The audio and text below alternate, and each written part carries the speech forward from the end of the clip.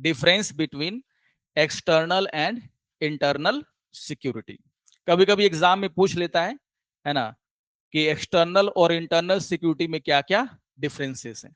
ठीक है, तो difference between external and internal security, तो आप भी दो कॉलम बना लेना, है ना, एक तरफ इंटरनल और एक तरफ क्या लिख लेंगे, एक्सटर्नल।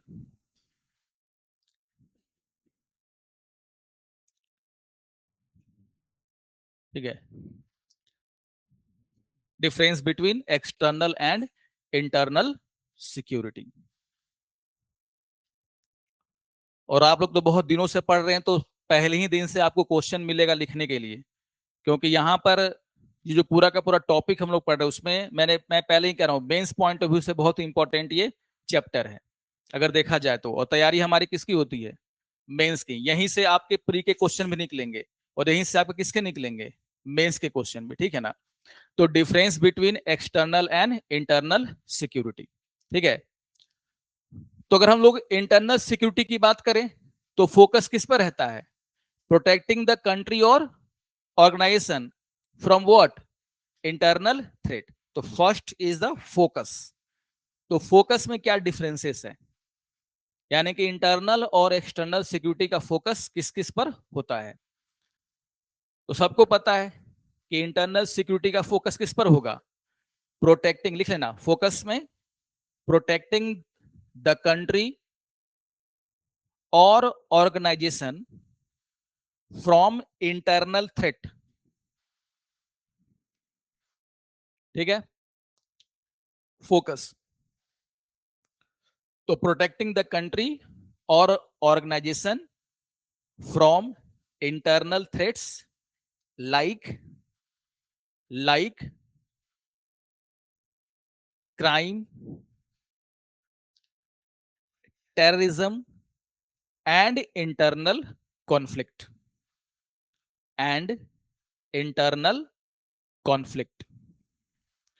तो सबको पता है कि जब हम इंटरनल सिक्योरिटी की बात करते हैं तो जो हमारे इंटरनल थ्रेट हैं, और इंटरनल थ्रेट क्या है, क्राइम है ना, और क्या है, टेररिज्म जैसी चीजें हैं, नक्सल जैसी चीजें हैं, या फिर क्या आपका इंटरनल कॉन्फ्लिक्ट्स, उस पर हमारा क्या होता है, फोकस रहता है।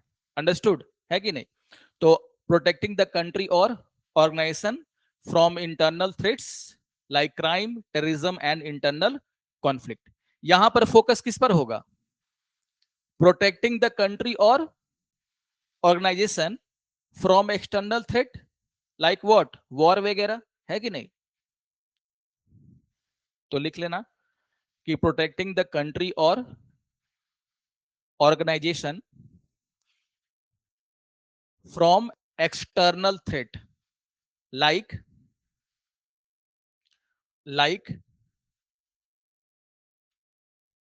फॉरेन एग्रेशन, है ना, cyber attacks, foreign aggression, comma cyber attack and economic warfare.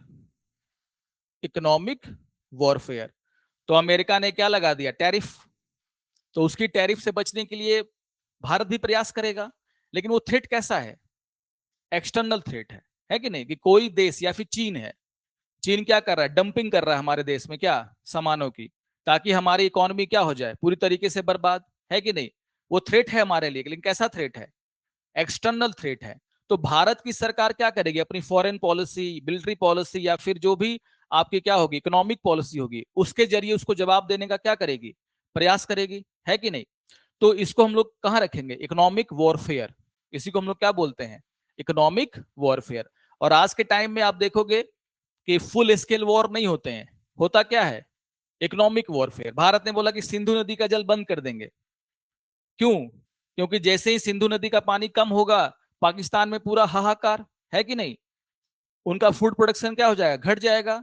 बहुत सारे ऐसे इलाके हैं जहां पर पानी की किल्लत है पाकिस्तान में, तो पूरी इकोनॉमी पर भी इसका क्या पड़ता है, असर पड़ता है कि नहीं। या फिर चीन जो है बोल रहा है कि हम बरपुत्रा पे क्या बनाएंगे, बड़े बड़े डैम, क्यों बना रहा है, वाटर बॉम्ब, और उसका इकोनॉमिक इंपैक्ट भी पड़ेगा इंडिया पर, है कि नहीं। तो आप देखोगे कि वाटर जो है आजकल क्या एक बॉम्ब की तरह यूज हो रहा है। वाटर बॉम्ब मतलब क्या, कि जब बहुत ज्यादा बरसात होगी तो चीन अपना फाटक खोल दिया, पूरा आपका नॉर्थ ईस्ट क्या है, डूबा हुआ है कि नहीं। और जब क्या होगी, बरसात जिस साल कम होगी उस साल क्या किया, पानी को रोक दिया, तो भी आपके पूरे नॉर्थ ईस्ट में क्या हो जाएगी, पानी की कमी। इसी को बोलते हैं कि पानी को वाटर बॉम्ब की तरह क्या करना, यूज करना, है कि नहीं। कभी फाटक खोलें तो पूरा नॉर्थ ईस्ट आपका क्या, डूबा हुआ है। ठीक है ना, ये चीजें। ठीक है, ठीक है। तो foreign aggression, cyber attack and economic warfare. Unacademy अब सिर्फ ऑनलाइन नहीं, ऑफलाइन में भी अवेलेबल है। ऑफलाइन सेंटर हमारे दिल्ली के करोल बाग के ओल्ड राजेंद्र नगर एरिया में, जहाँ पे आपको मिलता है यूपीएससी सीएससी का इंग्लिश मीडियम बैचेस। इसके साथ साथ हम दिल्ली के ही मुखर्जी नगर एरिया में भी मौजूद हैं, जहाँ पे आपको हिंदी माध्यम के बैचेस अवेलेबल हैं। और अब हम उत्तर प्रदेश के प्रयागराज में सिविल लाइंस एरिया में भी मौजूद हैं, जहाँ पे यूपीएससी साथ साथ में यूपीपीएससी के हिंदी और इंग्लिश दोनों माध्यम के बैचेस अवेलेबल हैं। और हमारा नया सेंटर ओपन हुआ है बिहार के पटना में, जहाँ पे यूपीएससी और बीपीएससी की दोनों की तैयारी एक साथ कराई जाती है। तो अनअकैडमी में आपको मिलता है इंडिया की बेस्ट फैकल्टीज के साथ पढ़ने का मौका। साथ में आपको मिलता है dedicated CSAT and essay writing classes, 360 degree current affairs coverage with monthly magazine, 40+ sectional and full length test of both prelims as well as mains. इसके साथ साथ रेगुलर इंटरेक्शन विद एडुकेटर्स, और मिलता है 1-to-1 mentorship with interview appeared students. So देर मत करें, जल्दी ज्वाइन करें Unacademy IAS, India's best learning platform. Thank you. फिर लिखना रिस्पॉन्सिबिलिटी। दूसरा जो हमारा क्या है, तो आप देखोगे इंटरनल सिक्योरिटी का जो रिस्पॉन्सिबिलिटी है वो किस पर होता है, पुलिस पर होगा, पैरामिलिट्री फोर्सेस पर होगा। तो क्या लिख रहा है, लिख लिया क्या आप लोगों ने पहले, internal security is typically handed by the law enforcement and, है ना, इंटरनल एजेंसी। तो राज्य की पुलिस काम करेगी, बहुत होगा तो सीआरपीएफ को बुला लेंगे, बहुत होगा तो आईटीबीपी को बुला लेंगे। सेना अपने बैरकों में रहती है, जब यूज करना होता है तभी क्या करते हैं, उसको हम लोग बुलाते हैं। ठीक है ना, ये चीजें। तो रिस्पॉन्सिबिलिटी किस पर होती है इंटरनल सिक्योरिटी की, जनरली आर्मी को छोड़ करके बाकी जो एजेंसियां हैं जिसको हम लोग बोलते हैं पुलिस और पैरामिलिट्री फोर्सेस, उनके ऊपर क्या होता है, मेन रिस्पॉन्सिबिलिटी। ठीक है ना। जबकि यहां पर क्या है, मिलिट्री एंड फॉरेन पॉलिसी, है कि नहीं। तो आप लोगों को समझ में आ गया कि एक्सटर्नल सिक्योरिटी में जो उसको डील करने की जो रिस्पॉन्सिबिलिटी है वो किस पर होती है, तो मिलिट्री एंड फॉरेन पॉलिसी, है कि नहीं, ये चीजें। कोई डाउट किसी को। तो जनरली मिलिट्री क्या करती है, जो एक्सटर्नल थ्रेट है उसको डील करेगी। ऑपरेशन सिंदूर, है ना, थ्रेट एक्सटर्नल था, कौन घुसा, भारत की एयरफोर्स और आर्मी, नेवी तैयार थी, है कि नहीं। ये नहीं कि बीएसएफ और सीआरपीएफ को वहां पे भेज दिए, वो उस तरीके से ट्रेंड नहीं होते हैं, सीधी सी बात है ना, ये चीजें। कि ministry of home affairs is the nodal ministry, लिखिए, ministry of home affairs is the nodal ministry for internal security. और यहां पर सारा काम कौन करता है, तो मिनिस्ट्री ऑफ डिफेंस, है कि नहीं, या फिर आप कह सकते हैं military of defence and foreign ministry. लेकिन यहां पर तो इंटरनल सिक्योरिटी में ministry of home affairs is the nodal ministry for internal security, और इधर क्या लिखेंगे, ministry of defence, ministry of defence, है ना, मिनिस्ट्री ऑफ डिफेंस लिख सकते हैं और फॉरेन मिनिस्ट्री भी लिख सकते हैं, है ना, मिनिस्ट्री ऑफ एक्सटर्नल अफेयर्स बोलते हैं उसको। किसमें, नोडल मतलब मेन एजेंसी जो इसको क्या करती है, डील करती है। मैंने क्या कहा कि आपका जो इंटरनल थ्रेट है उसमें पुलिस या फिर पैरामिलिट्री फोर्सेस, पुलिस किसके अंदर आती है, स्टेट के अंदर, लेकिन पैरामिलिट्री फोर्सेस किसके अंदर आती हैं, मिनिस्ट्री ऑफ होम अफेयर्स, मतलब गृह मंत्री के मंत्रालय के अंदर। तो सीआरपीएफ को कहीं पर भेजना है, उसका ऑर्डर कौन देगा, गृह मंत्रालय। आईटीबीपी, है ना, जो भी आपकी पैरामिलिट्री फोर्सेस हैं, है ना, जिनको हम लोग भेजते हैं किसी स्टेट में क्या करने के लिए, लॉ एंड ऑर्डर को मेंटेन करने के लिए, तो सब काम कौन करता है, मिनिस्ट्री ऑफ होम अफेयर्स। तो इंटरनल सिक्योरिटी के लिए जो नोडल एजेंसी है वो कौन है, मिनिस्ट्री ऑफ होम अफेयर्स, गृह मंत्रालय। अगर हम एक्सटर्नल थ्रेट की बात करें या फिर सिक्योरिटी की बात करें, तो यहां पर सारे फैसले कौन लेगा, या तो मिनिस्ट्री ऑफ डिफेंस या फिर कौन, फॉरेन मिनिस्ट्री, अगर एक्सटर्नल थ्रेट है तो। अब ये मत बोल लीजिए कि सब, ये तो सबके अंदर, सब जो है पीएम के अंदर, पीएम क्या सबका मालिक, तो मिनिस्टर, आप प्राइम मिनिस्टर ऑफिस क्यों नहीं लिखवा दे रहे हैं? है कि नहीं? ऐसा नहीं है कि पीएम हर काम करते हैं, ठीक है ना। I am the first among the equal, इसका मतलब ये नहीं कि पीएम क्या करेंगे, सारे काम लेंगे। कैबिनेट की मीटिंग में ही सारे चीजें होती हैं, लेकिन इसका मतलब ये नहीं कि सारा काम कौन कर रहा है, पीएम कर रहा है। तो अलग अलग मिनिस्ट्री का क्या अलग अलग काम है। तो हमारा जो भी फॉरेन पॉलिसी है या फिर क्या है फॉरेन डिफेंस की पॉलिसी है, वो बनाता कौन है? फॉरेन मिनिस्ट्री या फिर कौन आपका, कौन? Ministry of defence. तो एक्सटर्नल सिक्योरिटी किसके हाथों में है? मिनिस्ट्री ऑफ डिफेंस, डिफेंस के हाथों में। और यहां पर हम कह सकते हैं कि यहां पर इंटरनल सिक्योरिटी किसके हाथों में है? तो मिनिस्ट्री ऑफ होम अफेयर्स, मतलब क्या, गृह मंत्रालय। कोई डाउट? तो ये कुछ 3-4 क्या है डिफरेंसेस हैं, जो कभी भी आप बताकर, हाँ।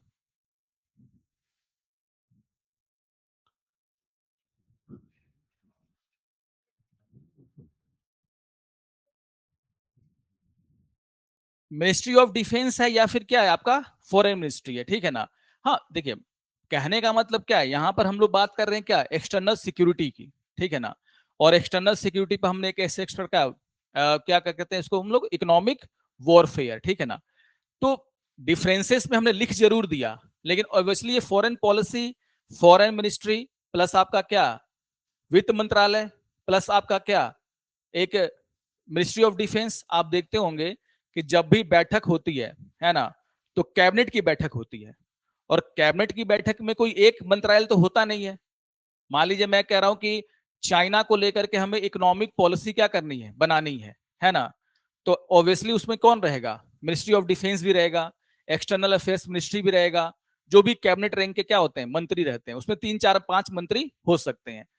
ठीक है, आपका कहना सही कि इकोनॉमिक वॉरफेयर में तो हमें हमें क्या करना होगा, वित्त मंत्रालय को भी शामिल करना होगा।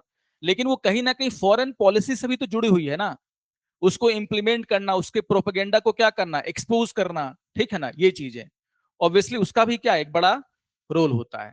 ऐसे तो जो भी डिसीजन है, चाहे वो इंटरनल सिक्योरिटी का हो या फिर किसका हो, एक्सटर्नल सिक्योरिटी का हो, डिस्कस किस में होगा, कैबिनेट की मीटिंग में।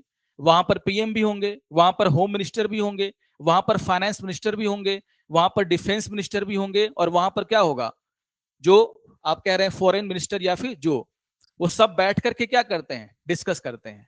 लेकिन अगर हमको डिफरेंसेस लिखना है तो हम यहां पर क्लियर कट लिख सकते हैं कि इंटरनल सिक्योरिटी किसके हाथों में आती है, मिनिस्ट्री ऑफ होम अफेयर्स। और एक्सटर्नल सिक्योरिटी किसके हाथों में आती है, तो मिनिस्ट्री ऑफ डिफेंस या फिर फॉरेन मिनिस्ट्री। ये मिलकर के क्या करेंगे, काम करेंगे, ठीक है ना। ऐसे तो हम लोग साफ साफ बोलते हैं कि हमारी क्या है, क्या बोलते हैं, रिस्पॉन्सिबिलिटी कैसी है, कलेक्टिव रिस्पॉन्सिबिलिटी है ना। अगर इंटरनल थ्रेट आ रहा है या फिर एक्सटर्नल थ्रेट आ रहा है, उसमें हम फेल हो रहे हैं, तो सरकार पूरी तरीके से क्या है, जिम्मेदार है। कोई एक मिनिस्ट्री इसमें क्या है, जिम्मेदार नहीं है। लेकिन जवाबदेह कौन है, तो ministry of home home affairs. Manipur पर हम लोग किसका इस्तीफा मांग रहे थे, गृह मंत्री का। मणिपुर पर हम लोग प्रधानमंत्री का इस्तीफा नहीं मांग रहे थे, क्योंकि जिम्मेदारी किसकी थी, मिनिस्ट्री ऑफ होम अफेयर्स की। या फिर पाकिस्तान के साथ अगर कुछ होता ऐसा कुछ, या फिर हम फेल हो गए वहां पर, ऑब्वियसली क्या है, डिफेंस मिनिस्टर के ऊपर क्या है, काफी सारा दबाव था कि आपके सिक्योरिटी फोर्सेस वहां पर क्या कर रहे थे, कि वहां पर कोई आदमी वहां पर था ही नहीं। या फिर जो जम्मू कश्मीर का राज्यपाल है, उसके ऊपर दबाव था कि तुम किस तरीके से सिक्योरिटी को क्या कर रहे हो, मैनेज कर रहे हो। तो कोई एक जवाबदेह होता है इंडिविजुअली भी, लेकिन ऐसे तो सरकार की क्या होती है, कलेक्टिव रिस्पॉन्सिबिलिटी, ठीक है ना, ये चीजें। तो ये है, ठीक है। तो कभी डिफरेंस पूछने के लिए दे दिया तो आप इस तरीके से डिफरेंस बता सकते हैं, ठीक है ना, ये चीजें। एट्रीब्यूट्स ऑफ इंटरनल सिक्योरिटी, ठीक है ना, ये चीजें। तो एट्रीब्यूट्स का मतलब क्या होता है, गुण, विशेषताएं, है कि नहीं। तो एट्रीब्यूट्स, और देखिए इंटरनल सिक्योरिटी काफी स्कोरिंग सब्जेक्ट है, सीधी सीधी बात है। अगर आप देखोगे जीएस पेपर 3, तो 4 से 5 क्वेश्चन, है कि नहीं। और अगर मार्क्स की बात की जाए तो 40 से 50 नंबर तो कहीं नहीं जा रहा है आपका पेपर 3 में। ढंग से केवल 12 चैप्टर करने हैं, और आराम से आपके हाथों में 3-4-5 क्वेश्चन वहां पर आते ही आते हैं, एकदम जोड़ करके देगा ही देगा क्वेश्चन। 50 नंबर का क्वेश्चन आना ही आना है इंटरनल सिक्योरिटी से। तो देखने में बहुत होता है ना छोटा, लेकिन घाव बहुत क्या होता है, गंभीर। वही वाला ये चैप्टर है। तो आपका हो सकता है कि बाकी चीजें नहीं आए, लेकिन इससे क्वेश्चन आना ही आना है, ठीक है ना। तो बहुत ही इजी है, पॉइंट टू पॉइंट बातें हैं, ठीक है ना, और डायरेक्ट क्वेश्चन पूछा जाता है। यही जो मैंने टॉपिक लिखा है ना, attributes of internal security, direct इसी को क्वेश्चन बना देगा कि what are the attributes of what internal security, और इंटरनल सिक्योरिटी और एक्सटर्नल सिक्योरिटी में क्या डिफरेंस है, तो आपको लिखना पड़ेगा, ठीक है ना। तो पहला देखो, लिखो द वेरियस एट्रीब्यूट्स, लिखो the various attributes of internal security are, the various attributes of internal security are, और फर्स्ट पॉइंट उसमें लिखेंगे, फर्स्ट पॉइंट है ना, क्या लिखना है, to safeguard, to safeguard territorial integrity and sovereignty, है ना, territorial integrity and sovereignty. Sovereignty का मतलब समझते हैं ना, सोवर्निटी का मतलब क्या होता है, संप्रभुता, है कि नहीं। तो संप्रभुता का मतलब क्या होता है, सोवर्निटी, लेकिन मतलब क्या होता है, किसी भी एक्सटर्नल पावर के इन्फ्लुएंस में आए बिना अपने हितों को ध्यान में रख करके क्या करना, कोई भी फैसला लेना, यही क्या है, सोवर्निटी है ना, दैट इज कॉल्ड सोवर्निटी, है ना। तो territorial integrity and sovereignty of the nation, तो to safeguard territorial integrity and sovereignty of the nation. तो हमारा जो इंटरनल सिक्योरिटी का पहला जो क्या है गुण या फिर एट्रीब्यूट्स क्या है, कि अपने देश की इंटीग्रल जो इंटीग्रिटी है उसकी क्या करना, रक्षा करना। इंटीग्रिटी मतलब क्या, एकता, हिंदी में क्या बोलते हैं उसको, एकता। तो अगर हमारी इंटीग्रिटी को मेंटेन करने के लिए अगर हमें कोई भी क्या करना है, फैसला लेना है, तो हम लेंगे। मणिपुर में अगर क्या है, प्रॉब्लम है, तो भारत चीन से पूछ करके तो फैसला नहीं लेगा ना। या फिर नॉर्थ ईस्ट को लेकर के कोई हमें पॉलिसी बनानी है, तो हम बांग्लादेश को से थोड़ी पूछेंगे, या फिर नेपाल से थोड़ी पूछेंगे। हम अपने हितों को ध्यान में रख करके क्या करेंगे, अपना फैसला करेंगे।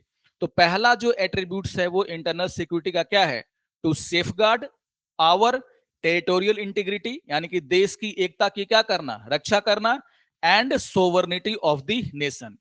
तो किसी भी देश के लिए जो सोवर्निटी होती है वो काफी क्या होती है, इंपॉर्टेंट। सारा नहीं लिखना है इसमें, मुझे लिखवाना है कुछ, ठीक है ना, तो लिखो उसके आगे। लिख लिया आप लोगों ने, अरे इसमें मुझे कुछ लिखवाना था, है कि नहीं। सारा कंटेंट पीपीटी में थोड़ी होता है ना, तो इसको लिखो, है ना। कभी कभी मैं लिख कर छोड़ के जाऊंगा, इसका मतलब नहीं कि बस उतार लिए, इसमें मुझे कुछ लिखवाना है, ठीक है ना। लिखो आप, लिखो उसमें अब, दिस फोकस ऑन, लिखो this focus on, this focus on protecting,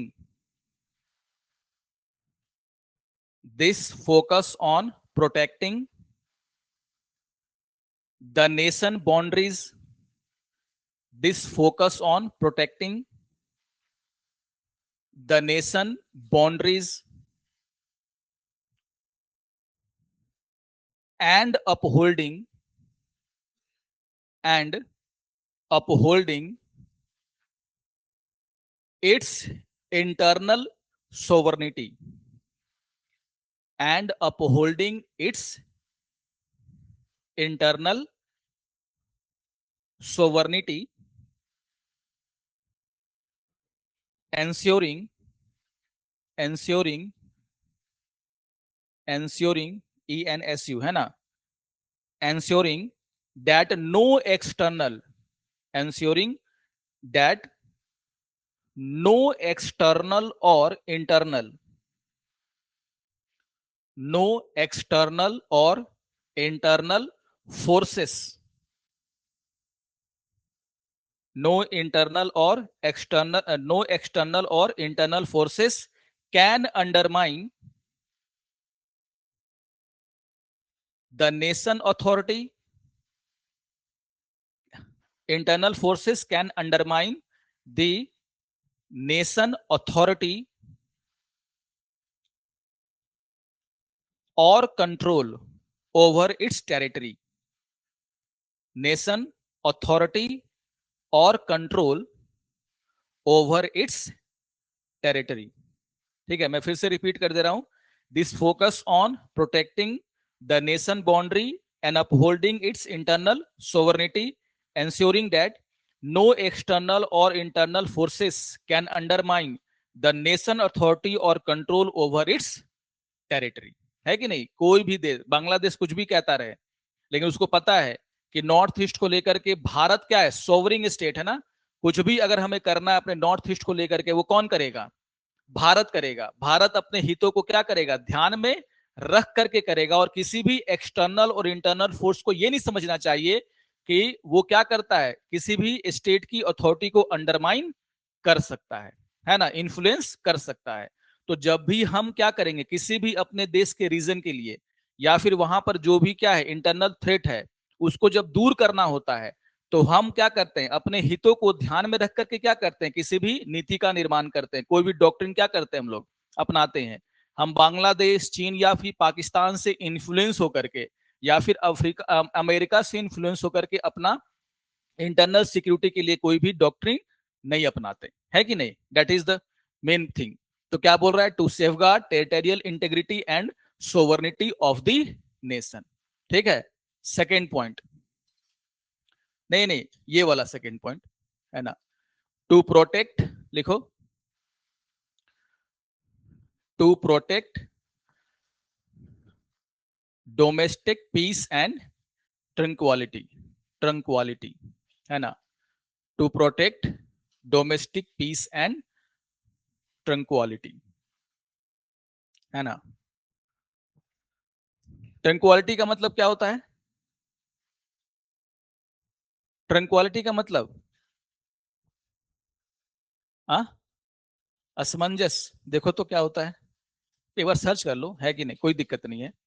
domestic peace and ट्रंक्वालिटी, ये कुछ ऐसे वर्ड हैं, अगर कोई आपको समझ में ना आए, यही होता है वोकैबुलरी, है कि नहीं। जैसे हमें क्या करना है, इंप्रूव। अगर आप इंग्लिश मीडियम के स्टूडेंट हैं और इंग्लिश लैंग्वेज में क्या करते हैं, लिखते हैं, हाँ, शांति, है कि नहीं, पीस, है ना। तो डोमेस्टिक पीस एंड ट्रंक्वालिटी को क्या करना, प्रोटेक्ट करना, ये हमारा क्या है, इंटरनल सिक्योरिटी का क्या है, मेन एट्रीब्यूट्स है। तो हम क्या चाहते हैं कि हमारी डोमेस्टिक, जो हमारा इंटरनली हमारे सभी राज्यों में क्या हो, पीस हो। ये जो ना सामंजस्य इसको बोलते हैं, ट्रंक्वालिटी को ज्यादा हिंदी में हम लोग क्या बोलेंगे, सामंजस्य को क्या करना, बना करके रखना, सौहार्द को क्या करना, बना करके रखना, ठीक है ना। तो क्या लिखा second point, to protect domestic peace and tranquillity. वही पीस, स्थिरता, सबका क्या है, एक ही मीनिंग है, ठीक है ना, ये चीजें।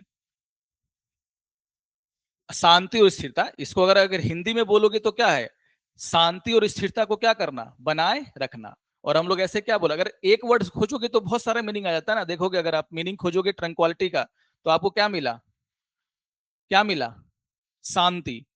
और तुमने क्या बोला, स्थिरता। अगर उसको सेंटेंस में नहीं बोला जाएगा तो यहां पर उसका मीनिंग क्या हो जाएगा, स्थिरता। लेकिन अगर इंडिविजुअली खोजेगे तो क्या आ जाएगा, शांति बनाए रखना, ठीक है ना।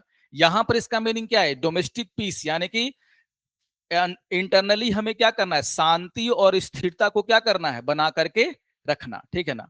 To protect domestic peace and tranquillity, ठीक है ना, शांति और स्थिरता को क्या करना, बनाए रखना। थर्ड है ना, proper maintenance of law and order. इसमें कुछ नहीं लिखवाना है, ठीक है ना।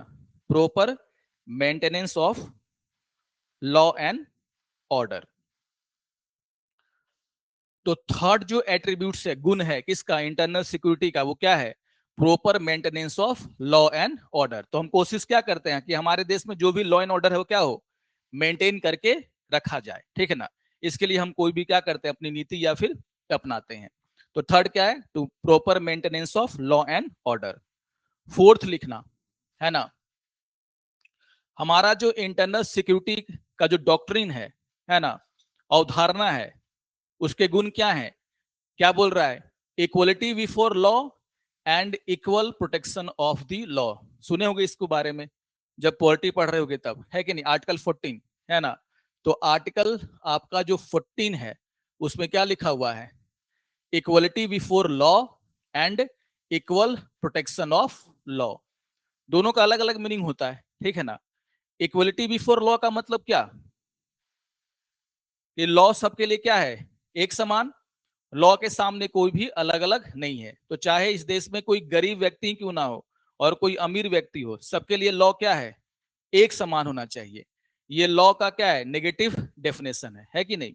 लेकिन एक बात दूसरा क्या है, इक्वल प्रोटेक्शन ऑफ लॉ, वो क्या कहता है, इक्वल प्रोटेक्शन ऑफ लॉ का बेसिक चीज है कि ये मान के चल रहा है कि समाज में पहले से ही क्या है, इनइक्वलिटी, असमानता, और इसलिए और असमान लोगों के साथ एक समान कानून नहीं हो सकता, इनइक्वल लोगों के साथ इक्वल कानून नहीं बनाया जा सकता। इसीलिए आपको ने देखा होगा क्या कि बीपीएससी का फॉर्म निकला तो किसी के लिए कुछ और फीस और किसी के लिए कुछ और फीस।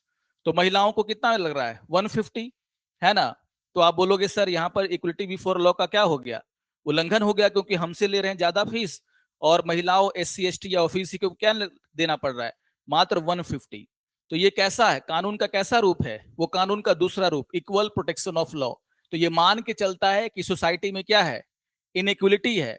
तो पहले इनइक्वलिटी को क्या कीजिए, खत्म कीजिए, और फिर बात कीजिए इक्वल लॉ की। तो लॉ तभी इक्वल सबके लिए हो सकता है जब सब लोग क्या हो, इक्वल हो। इसलिए फीस जो नहीं भर सकता है उसको फीस में क्या दिया गया, छूट दिया गया। वहां पर हम क्या है, इक्वलिटी बिफोर लॉ का इसको उल्लंघन हम लोग नहीं कर सकते, है ना। अफर्मेटिव एक्शन की ये क्या करता है, बात करता है। एक लाइन लिखो इसमें। तो हमारा जो इंटरनल सिक्योरिटी का मेन एट्रीब्यूट्स क्या है, कि हम क्या कर सकें, इक्वलिटी बिफोर लॉ को क्या कर सकें, मेंटेन कर सकें, है ना। क्यों कर सकें, अभी लिखवा देता हूं, लिखो कि द रूल ऑफ लॉ, ऐसे लिखना, the rule of law, the rule of law ensure that, the rule of law ensure that everyone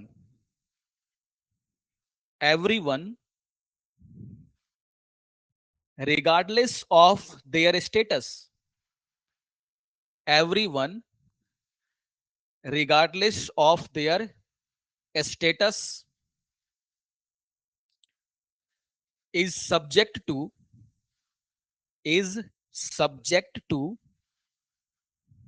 the law, is subject to the law, subject to the law, and is protected by it, and is protected by it। फिर से repeat कर दे रहा हूं, क्या बोल रहा हूं, the rule of law ensure that everyone regardless of their status is subject to the law and is protected by it. क्योंकि आप देखोगे, हमने कहा था ना, इंटरनल सिक्योरिटी, किसी के साथ अन्याय हो जाता है और वही क्या करता है, आर्म स्ट्रगल में तब्दील हो जाता है। तो किसी के साथ अन्याय हुआ, लॉ का क्या हुआ, सही तरीके से पालन नहीं हुआ, उसके मन में फिर क्या होगी, स्टेट के प्रति जो गलत भावना है वो धीरे धीरे क्या होती है, बढ़ने लगती है। तो वो क्राइम करता है, ऑर्गेनाइज क्राइम का हिस्सा बन सकता है, या फिर कोई अगर एक्सट्रीमिज्म वाला अगर उसके हाथ में लग गया तो वो क्या करेगा, पूरा का पूरा उसका माइंड वॉश। तो JNK में आप क्या देखते हो कि वहां पर जो मिलिट्री ऑर्गेनाइजेशन है वो क्या करते हैं, वहां के यूथ का ब्रेन वॉश करते हैं, ये बता करके कि देखिए आपके लिए रूल अलग है और दूसरों के लिए रूल क्या है, अलग है। कश्मीरी अगर भारत में जाके काम करना चाहेगा तो उनको नौकरी नहीं मिलेगी, उनको बोला जाएगा कि ये कश्मीरी है। भारत के कॉलेजेस में वहां के यूथ के साथ क्या होता है, मारपीट होता है या नहीं होता वो अलग चीज है। कोई एक घटना होगी उसको उठा करके क्या कर दिया, बड़ा बना दिया, है कि नहीं। लेकिन इससे क्या हो रहा है, रेडिकलाइजेशन, है कि नहीं। तो क्या होता है कि आपका जो पूरा का पूरा ब्रेन वॉश धीरे धीरे वो क्या है, होना शुरू हो जाता है। स्टेट के प्रति फिर आपकी भावना क्या हो जाती है, खराब हो जाती है, ठीक है ना। तो अगर हम इक्वलिटी बिफोर लॉ को क्या करते हैं, मेंटेन करते हैं कि चाहे कोई बड़ा हो या छोटा, लॉ क्या है, सबके लिए बराबर। आपके साथ अगर कुछ गलत होगा तो स्टेट आपको उसी तरीके से क्या करेगा, डील करेगा जिस तरीके से किसी बड़े और अमीर आदमी को क्या करता है, डील करता है। तो इससे स्टेट के प्रति जो आपका सम्मान है वो क्या होता है, बढ़ता है। डेमोक्रेसी में आपका जो क्या है, विश्वास, वो क्या होता है, बढ़ता है। सरकार के प्रति आपका विश्वास क्या होगा, बढ़ेगा। सिस्टम पर आपका भरोसा क्या होगा, बढ़ेगा। नहीं तो जब सिस्टम की नाराजगी सबसे बड़ा एक थ्रेट है किसको लेकर के, इंटरनल सिक्योरिटी को लेकर के, है कि नहीं ये चीजें। तो क्या बोल रहा है कि equality before law and the equal protection of law. तो जिसको जो हक मिलना चाहिए वो मिलना चाहिए, है कि नहीं, जो छूट दी गई है वो भी उसको मिलना चाहिए, है ना ये चीजें। नेक्स्ट लिखो, absence of fear, absence of fear. किसी को कोई डाउट होगा तो पूछ लेना, ठीक है ना। एब्सेंस ऑफ फियर, क्लास में जितना ज्यादा डिस्कशन, मेरे साथ जितना डिस्कशन कर सकते हैं करिए, कोई दिक्कत नहीं है। आपके मन में जो भी क्वेश्चन उठ रहे हैं आप मेरे सामने रख सकते हैं, ठीक है ना। और हाँ, डॉक्ट्रिन का मतलब होता है सिद्धांत, है ना, सिद्धांत, ठीक है ना। तो मैं जब जब डॉक्ट्रिन बोल रहा हूं इसका मतलब क्या, कोई सिद्धांत, कुछ ना कुछ हम नीति बनाते हैं ना। तो मैंने बोला कि यूथ के बीच में रेडिकलाइजेशन बढ़ रहा है, तो अब स्टडी होगी कि आखिर यूथ के मन में रेडिकलाइजेशन स्टेट के प्रति क्यों हो रहा है, बढ़ रहा है। उसमें एक चीज क्या निकल के आएगी कि कभी उसके साथ क्या हुआ होगा, अन्याय हुआ होगा, और इसलिए वो स्टेट के विरुद्ध क्या है, हथियार उठा रहा है। तो हमें फिर क्या करना होगा, डॉक्ट्रिन मतलब क्या होगा, हमें कुछ नियम बनाने होंगे, नीतियां बनानी होंगी, जिससे हम उस तरह के व्यक्तियों को क्या कर सके, समझा बुझा सके, ठीक है ना।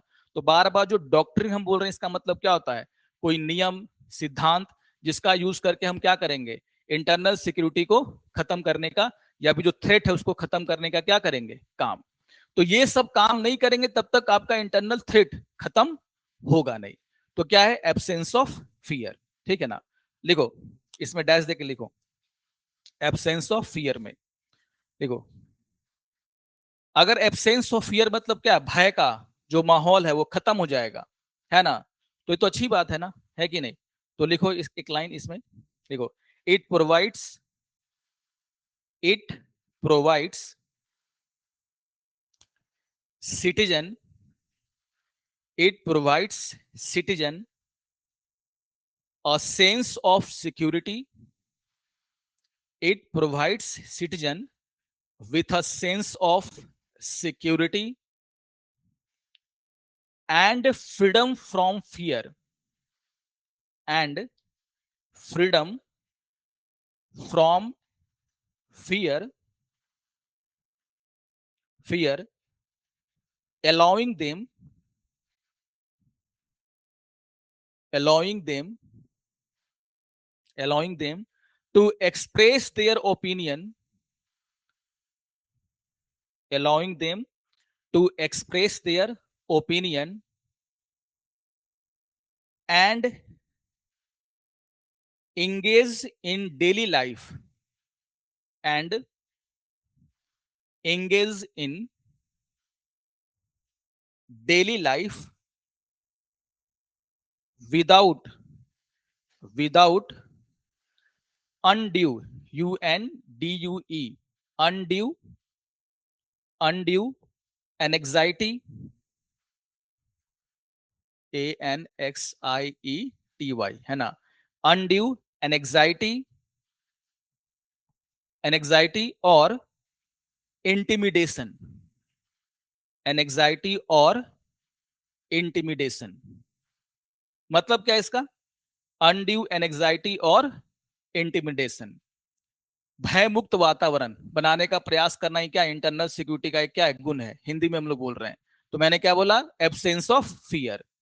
मैंने बोला कि 11 बजे रात को कोई महिला घर से बाहर काम करने के लिए नहीं निकलती है, ठीक है ना, क्योंकि उसको फियर है किसी चीज का, अनड्यू एंजाइटी एंड इंटिमिडेशन, कि अगर हम क्या करेंगे, घर से बाहर निकलेंगे तो मेरे साथ कुछ हो सकता है। लेकिन ये एक्चुअली में थ्रेट कैसा है, इंटरनल सिक्योरिटी का, कि बाहर में कुछ ऐसे लोग हैं जो क्या कर सकते हैं, महिला के साथ कुछ भी कर सकते हैं। इसका इकोनॉमिक लॉस भी होता है भारत को, है कि नहीं। तो आप देखोगे कि अगर एब्सेंस ऑफ फियर होगा तो लोग क्या करेंगे, अपनी डेली लाइफ को अच्छे तरीके से क्या कर रहे हैं, एंजॉय कर रहे हैं। आपको जब तक आप दिल्ली में जाओगे तो 12-1 बजे तक लोग क्या करते हैं, जो भी कॉलिंग सेंटर में काम कर रहे हैं वो क्या करते हैं, काम करके वापस आते हैं 3 बजे रात को, 2 बजे रात को। लेकिन एक समय था बिहार में जब ऐसा करना बहुत मुश्किल था, आज ऐसा माहौल धीरे धीरे बन रहा होगा, लेकिन क्या कह सकते हैं कि पूरे जिले में ऐसा माहौल है, नहीं है। तो सीधी सी बात है कि ये प्रॉब्लम किसका है, इंटरनल सिक्योरिटी का। और इससे लॉस किसको होता है? पर्सनली हमें भी होगा, और अगर कलेक्टिवली देखा जाए तो स्टेट की इकोनॉमी को होगा। सीधी सी बात है, कोई भी कॉलिंग सेंटर यहां पर आकर के अपना इन्वेस्टमेंट नहीं करेगा, क्योंकि ये कह रहा है कि नहीं भाई 12 बजे 11 बजे के बाद तो कोई यहाँ पर काम करने के लिए तैयार होता ही नहीं है, दूसरे स्टेट के लोग आकर के यहाँ पर काम करना नहीं चाहते हैं। तो यहाँ पर क्या मैंने कहा कि एब्सेंस ऑफ फियर, तो क्या बोल रहा है कि providing citizen with the sense of security and freedom from fear. तो जब आपके पास सेंस ऑफ सिक्योरिटी, यानी कि आपको पता है कि हम क्या है, सेफ हैं, जो भी पुलिस है और जो बाकी एजेंसियां वो अपना काम सही तरीके से कर रही हैं, है ना, तो आप ज्यादा अच्छी तरीके से क्या कर पाएंगे, अपनी डेली रूटीन को फॉलो कर पाएंगे, है ना। और इसीलिए सबसे इंपॉर्टेंट क्या है कि सेंस ऑफ जो फियर है वो हमारी जनता से क्या हो, दूर हो जाए, और इसी का काम हम लोग करते रहते हैं, ठीक है ना, पुलिस रिफॉर्म्स के माध्यम से। तो क्या मैंने बोला कि एक गुण क्या है, एब्सेंस ऑफ फियर, और ये जरूरी है, यहां पर मैंने लिखवा दिया, लिखो थर्ड, है ना।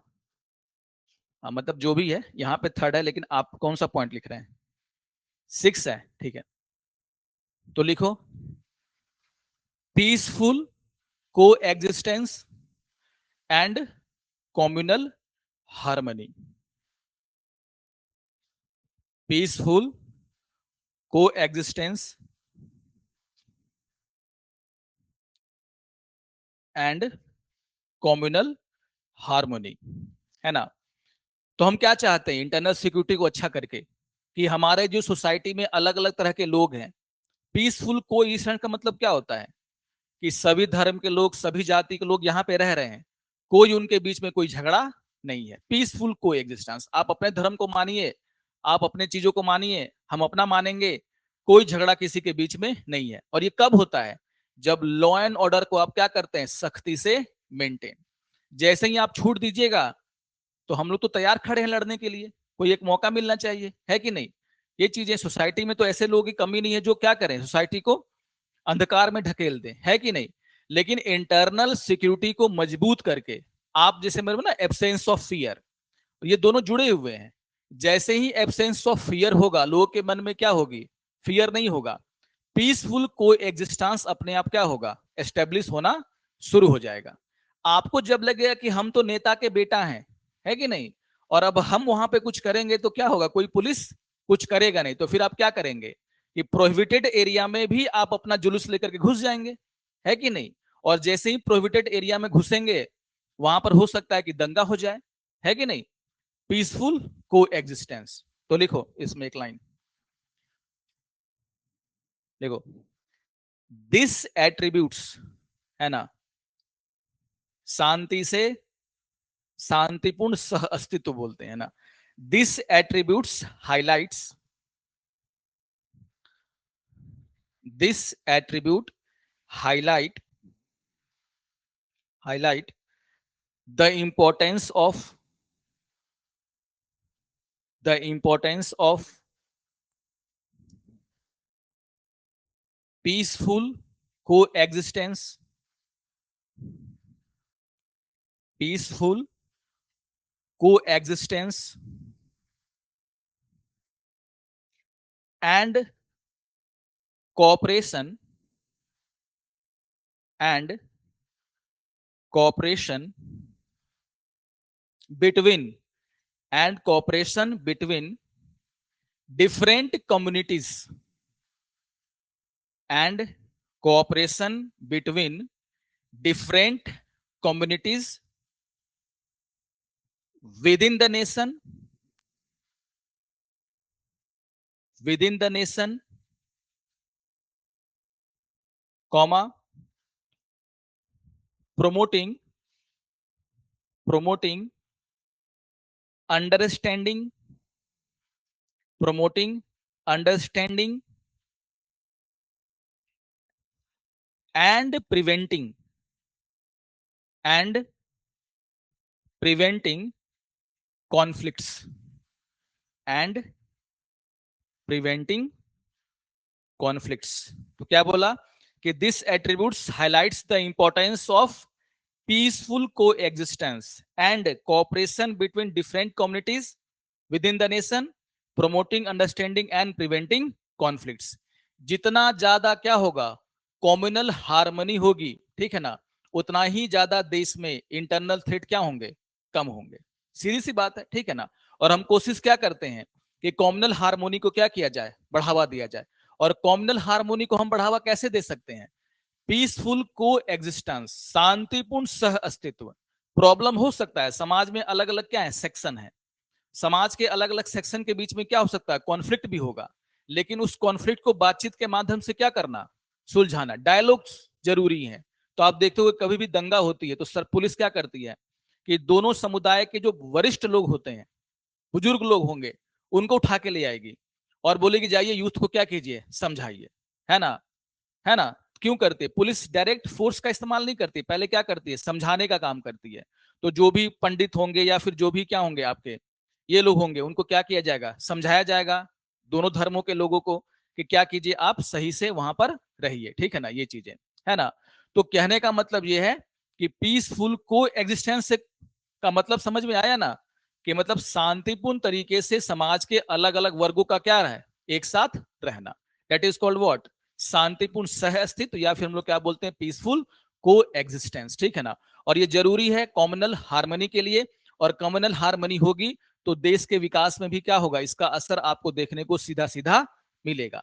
तो इंटरनल सिक्योरिटी का मेन काम क्या है, ये चीज को क्या करना, वहां पर प्रमोट करना, ठीक है ना। तो that are the attributes of what, internal security. Any doubt है कि नहीं, ये चीजें। अब देखो इसी पर डायरेक्ट क्वेश्चन है, तो पहले एक क्वेश्चन ही दे देता हूं, ठीक है ना, है ना, फिर बाद में हम लोग क्या करेंगे, इस पर बात करेंगे।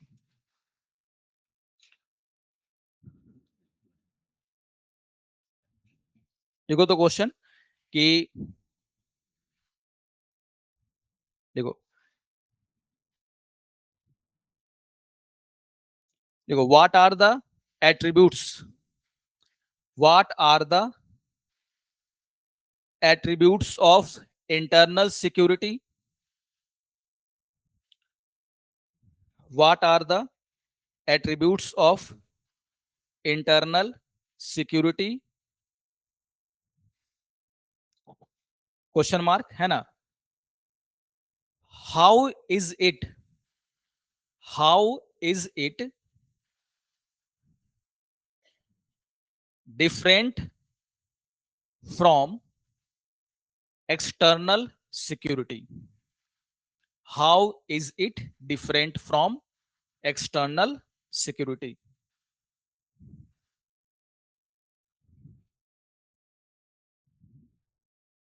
ठीक है ना, 250 वर्ड्स। इसका फोन आ रहा है यार, ठीक है ना, है ना। तो what are the attributes of internal security, how is it different from external security, question mark इसमें भी, ठीक है ना। 250 वर्ड, क्योंकि हर एट्रीब्यूट्स में आपको क्या है, कुछ ना कुछ लिखना होगा। लिख लोगे तो, अगर कुछ नहीं आता है तो मेरे ही कंटेंट अगर छाप दोगे तो भी आपका सारा का सारा क्या आ जाएगा, काम हो जाएगा। कंटेंट को आराम से पढ़िए, अपने लैंग्वेज में क्या कीजिए, उसको लिखने का काम कीजिए, और बताइए कि इंटरनल सिक्योरिटी के एट्रीब्यूट्स कैसे एक्सटर्नल सिक्योरिटी के एट्रीब्यूट से क्या है, अलग है। अब एक्सटर्नल सिक्योरिटी का हमारा क्या मकसद होता है कि पीसफुल को एग्जिस्टेंस, वहां भी आप लिख सकते हो, है ना, लेकिन देशों के बीच की बात हो रही है कि नहीं। तो हम क्या चाहते हैं कि इंटरनेशनल पीस हो, है कि नहीं, हमारा बाउंड्री पर क्या हो, शांति हो। ये सब चीजें हम लोग क्या करते हैं, एक्सटर्नल सिक्योरिटी में प्राप्त करने का प्रयास करते हैं। तो वो सारा चीज आपको सोच समझ के क्या करना होगा, लिखना होगा, ठीक है ना, ये चीजें।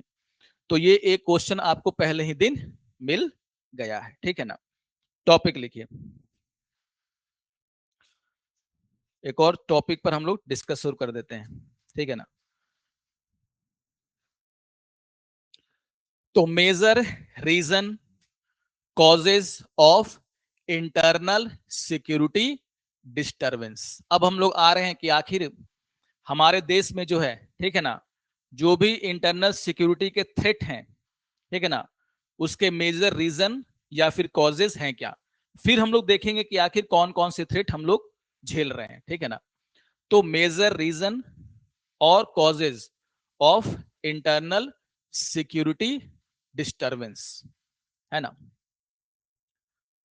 तो जो हमारा आंतरिक सुरक्षा है, इंटरनल सिक्योरिटी है ना, और उसको जो थ्रेट है उसके मेजर रीजन एंड कॉजेस क्या है, ठीक है ना, ये चीजें। और लिखना नहीं, बहुत बड़ा इसमें भी बहुत कुछ लिखवाना है मुझे, ठीक है ना। तो पहले लिखो कि देयर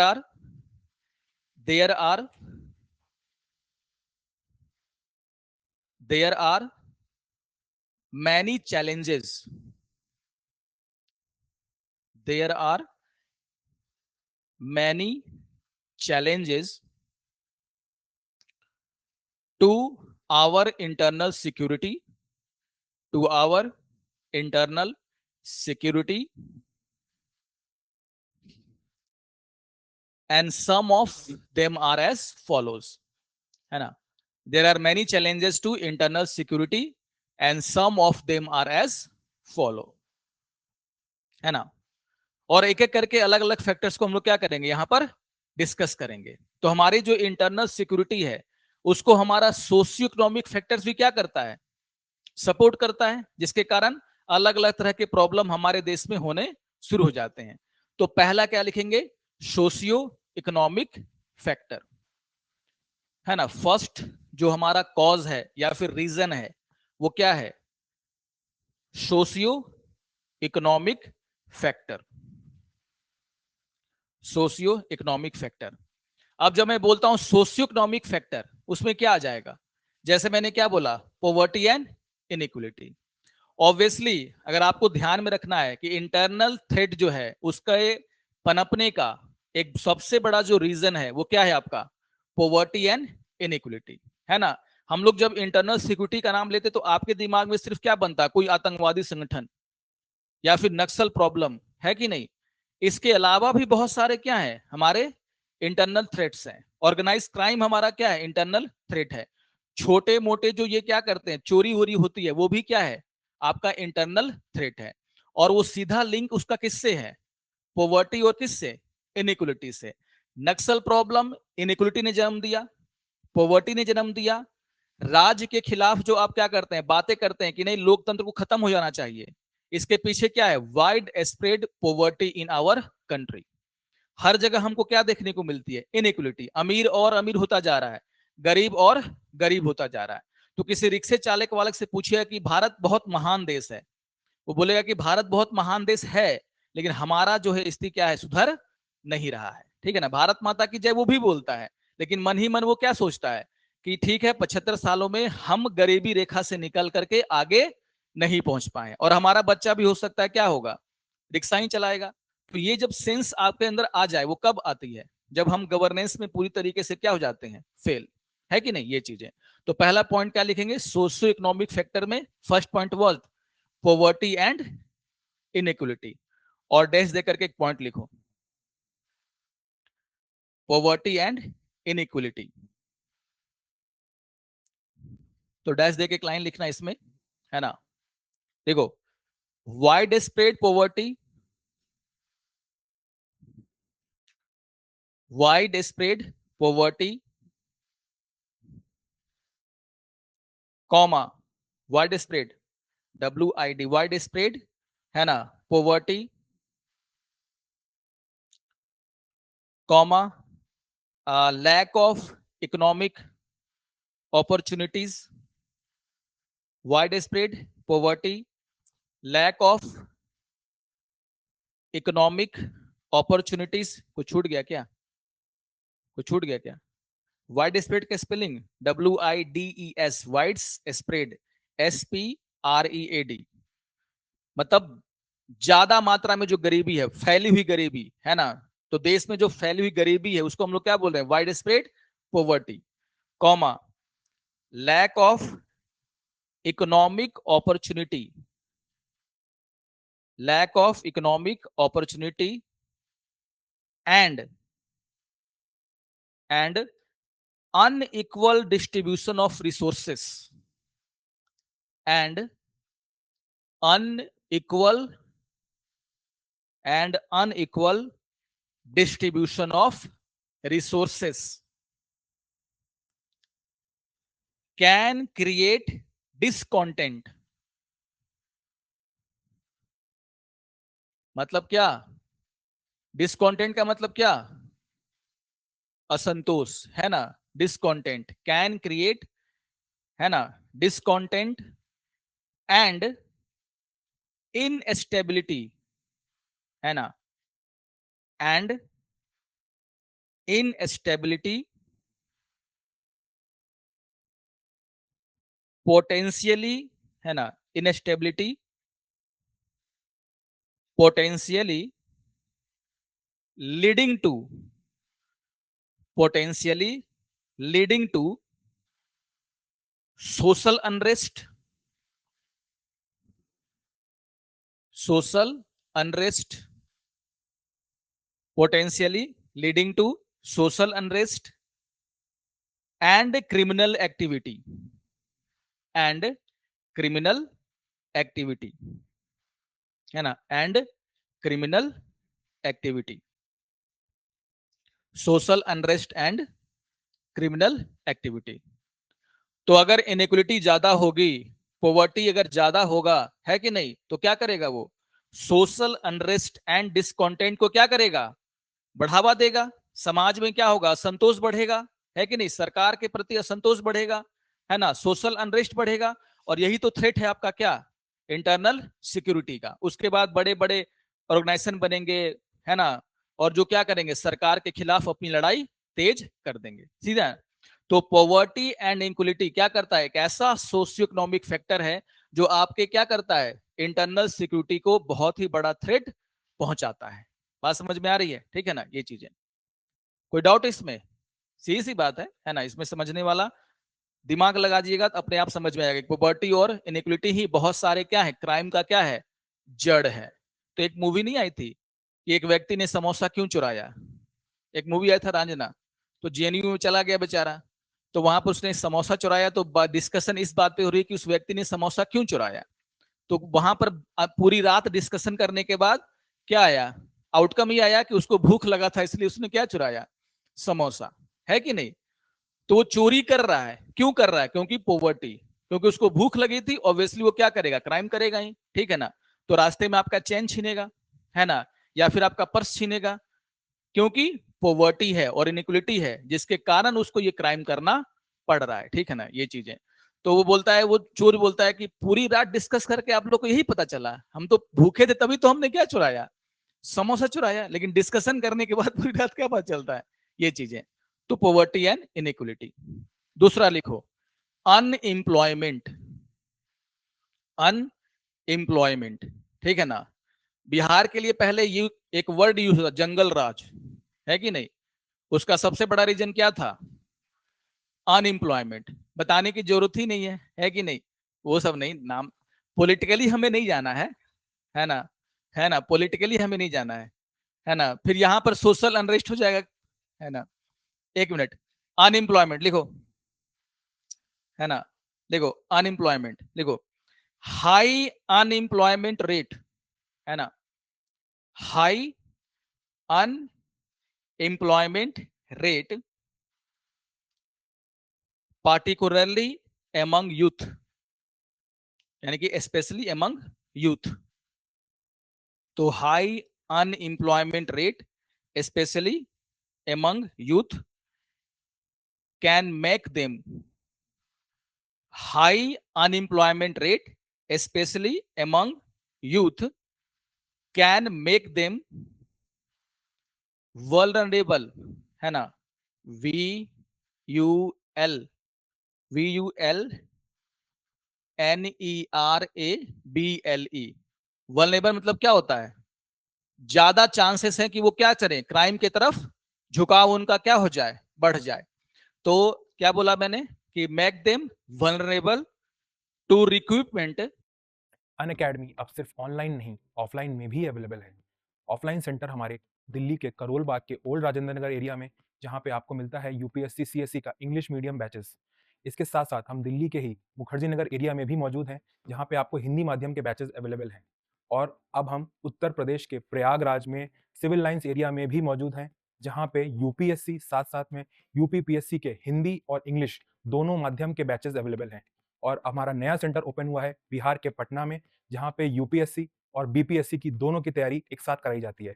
तो अनअकैडमी में आपको मिलता है इंडिया की बेस्ट फैकल्टीज के साथ पढ़ने का मौका, साथ में आपको मिलता है dedicated CSAT and essay writing classes, 360 degree current affairs coverage with monthly magazine, 40+ sectional and full length test of both prelims as well as mains, इसके साथ साथ रेगुलर इंटरेक्शन विद एडुकेटर्स, और मिलता है 1-to-1 mentorship with interview appeared students.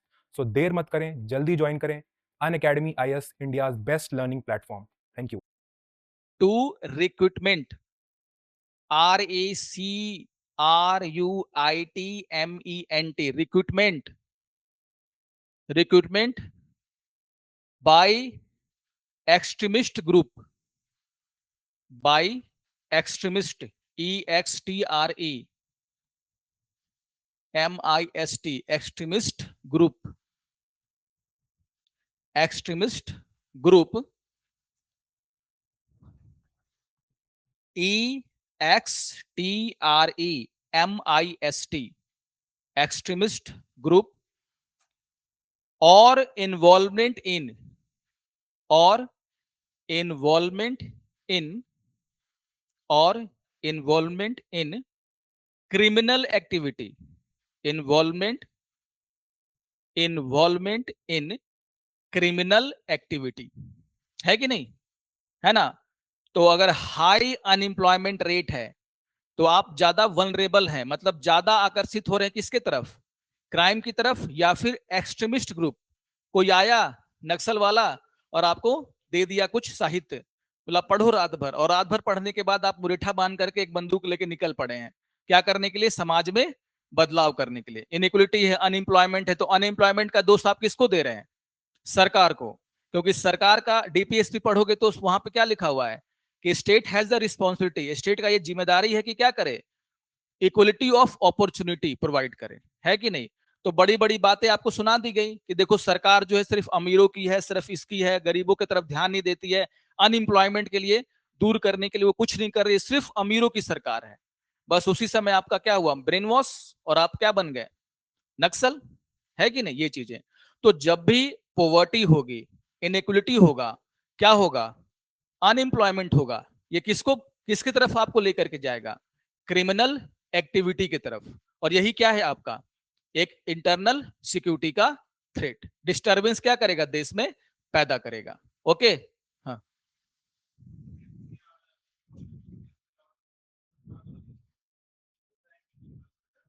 Over ambitious होना, ठीक है ना, अच्छी बात है, कोई खराब बात नहीं है, आप ओवर एम्बिशियस हैं, और एक है कि लैक ऑफ अपॉर्चुनिटी है, दोनों अलग अलग चीजें हैं। आप क्या बनना चाहते हैं, मान लो आप कुछ करना चाहते हैं टेक्नोलॉजी में, है ना, लेकिन भारत में वो माहौल ही नहीं है, ठीक है ना, तो आप इसके लिए किसको दोष दोगे, गवर्नमेंट को। ओवर एम्बिशियस होना कोई खराब थोड़ी है, यूथ अगर ओवर एम्बिशियस नहीं होगा तो देश का विकास कैसे होगा। हाँ, हाँ, हाँ,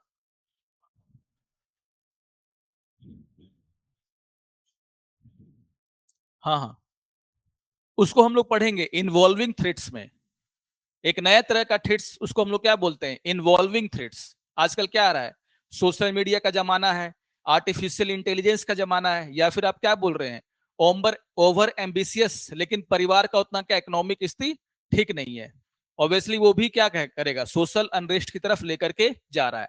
तो that are the involving threats, ये तो पहले से ही हमको पता है कि अगर अनएम्प्लॉयमेंट होगा, अगर पोवर्टी होगी, अगर इनइक्वलिटी होगा, अगर सोशल डिस्क्रिमिनेशन होगा, ये कहां तरफ, यूथ को कहां लेकर के जाएगा, क्राइम की तरफ, या फिर सोशल अनरेस्ट को क्या करेगा, बढ़ावा देगा, इंटरनल सिक्योरिटी का थ्रेट पैदा करेगा।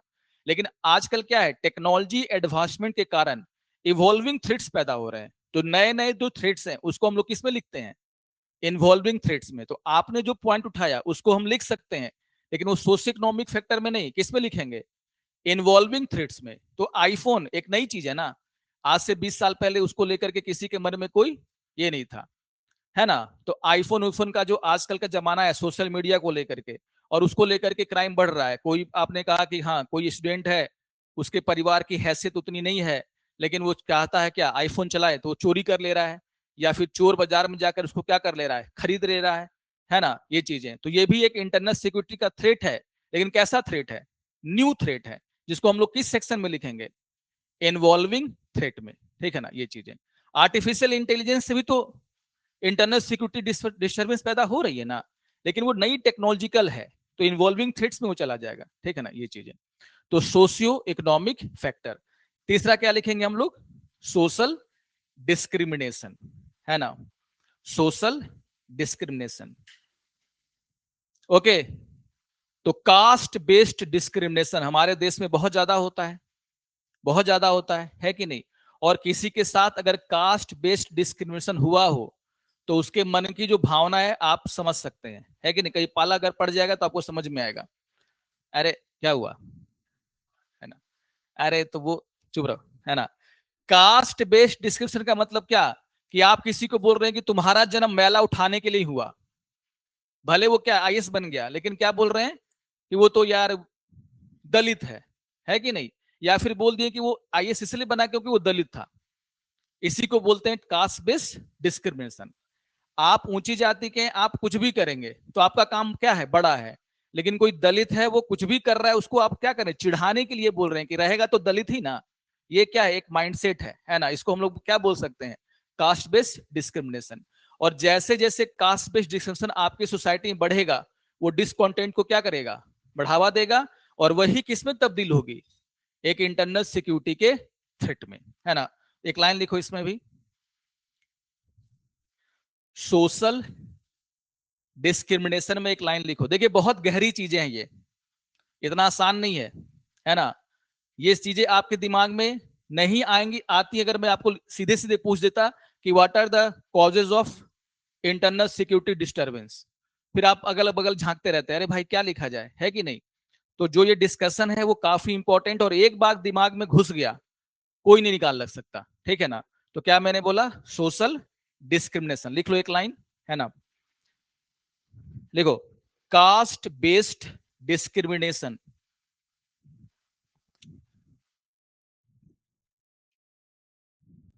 कास्ट बेस्ड डिस्क्रिमिनेशन, है ना, religious intolerance, caste based discrimination, comma religious, है ना, intolerance, INTOLERANCE, intolerance. Religious intolerance का मतलब क्या? कि आप दूसरे धर्म के लोगों को देखना ही चाहते हैं, है कि नहीं? वो भी एक डिस्कशन का क्या है? प्रकार है। तो क्या बोलते हैं? Religious intolerance. दूसरे धर्म के लोगों को नीचा समझना, या फिर उनको क्या करना? अपने से छोटा समझना, उनको हमेशा क्या करना? सताने का काम करना। तो माइनॉरिटी और मेजोरिटी, मेजोरिटी वाले हमेशा क्या करते हैं? माइनॉरिटी पर दबाव बनाने का प्रयास करते हैं, लेकिन हमारे देश में नहीं है। म्यांमार में रोहिंग्यास, बौद्ध धर्म के लोग ज्यादा हैं, रोहिंग्यास पर क्या कर दिया? अत्याचार, है कि नहीं? या फिर श्रीलंका में जो इंडियन तमिल हैं, उन पर क्या है? वहां पर सिंहली हैं, सिंहली समुदाय के लोग ज्यादा हैं, वो क्या कर रहे हैं? इंडियन मूल के जो तमिल हैं उन पर क्या कर रहे हैं? अत्याचार कर रहे हैं। तो ये सब हमको देखने को मिलता है भारत के पड़ोस में, ठीक है ना, ये चीजें। तो क्या है, क्या मैं लिखवाया? रिलीजियस इंटॉलरेंस, है ना, एंड अदर फॉर्म ऑफ, देखो, and other forms of social inequality, and other forms of social inequality can fuel, FUEL, can fuel social conflict, can fuel social conflict, है कि नहीं? Social conflict. देखिए अपनी vocab को बहुत स्ट्रांग कीजिए, और वो स्ट्रांग तभी होगा जब आप चीजों को क्या करेंगे? बहुत ही अच्छे तरीके से पढ़ेंगे। कोई भी वर्ड समझ में नहीं आता तो उसको छोड़ना नहीं है, उसको घर में जाके उसका मीनिंग समझना। अरे अभी छुट्टी कहाँ हुआ है? अरे है कि नहीं? रुको भाई, मेरा डायलॉग खत्म होने दो कम से कम, है कि नहीं? इतना कुछ ज्यादा हो गया क्या? है कि नहीं? कितना मजा तो आ रहा है ना। तो मैंने क्या कहा कि अपनी वोकैब को क्या कीजिए? काफी स्ट्रांग कीजिए। कल मुझे एक लड़के का फोन आया जहां मैं पहले पढ़ाता था। फर्स्ट टाइम उसने क्या किया? एग्जाम दिया। इसी साल उसका ग्रेजुएशन हुआ, इसी साल उसने क्या किया? प्री दिया। अभी तक मार्कशीट नहीं आया। एक्चुअली वो फोन किया था मुझसे ये पूछने के लिए कि सर अभी तो मेंस का फॉर्म फिल हो रहा है, मार्कशीट मेरा आया नहीं है, तो हम लोग क्या करें, है कि नहीं। लेकिन मुझे अच्छा लगा ये सुन करके कि पहला फर्स्ट अटेम्प्ट, और कौन सा ईयर में, जिस ईयर में वो क्या कर रहा है, ग्रेजुएशन का एग्जाम दे रहा है, फर्स्ट अटेम्प्ट, और फर्स्ट अटेम्प्ट में उसका क्या निकल गया है, प्री। ठीक है ना, जबकि इस बार का बोला जा रहा है कि प्री क्या था, बहुत ही टफ क्वेश्चन आया था। तो उससे मैंने पूछा कि तुमने क्या किया, उसने सिर्फ एक ही बात बोला, ये जो बात जगह जगह से हम लोग कंटेंट निकालते हैं ना, कि वहां से कुछ उठा लिया, वहां से कुछ उठा लिया, किसी ने बोला कि उसका वीडियो देख लो, किसी ने बोला कि उस इंस्टीट्यूट का मटेरियल उठा के पढ़ लो, मैंने ऐसा कुछ नहीं किया। जो आप लोगों ने पढ़ाया था, है ना, जो हमारे पास जो कंटेंट टीचर्स ने दिया, उसको मैंने फॉलो किया। करेंट अफेयर्स में जो हमने उस समय जो कंटेंट दिया था, है ना, उसको फॉलो किया, बस इतना ही। और हमारा क्या निकल गया, एग्जाम। तो 90% स्टूडेंट बर्बाद इसी में है कि 10 जगह से उसको क्या मिल जा रहा है, आजकल कंटेंट मिल जा रहा है, 10 जगह से वो पढ़ रहा है, कोई भी एक जगह से नहीं पढ़ रहा, है ना, किसी भी एक जगह से नहीं पढ़ा। जो मैं आपको कंटेंट दे रहा हूं, यही कंटेंट हर जगह आपको मिलेगा। इसमें कोई कोई नया वर्ड जोड़ दे देगा, लेकिन आपका जो समरी है वो क्या है, इक्वल है। और आप पूरे कंटेंट को अच्छे से बस पढ़ लीजिएगा, आपका इंटरनल सिक्योरिटी का क्वेश्चन छूटने वाला नहीं है, ये मेरी गारंटी है। सीधी सी बात है।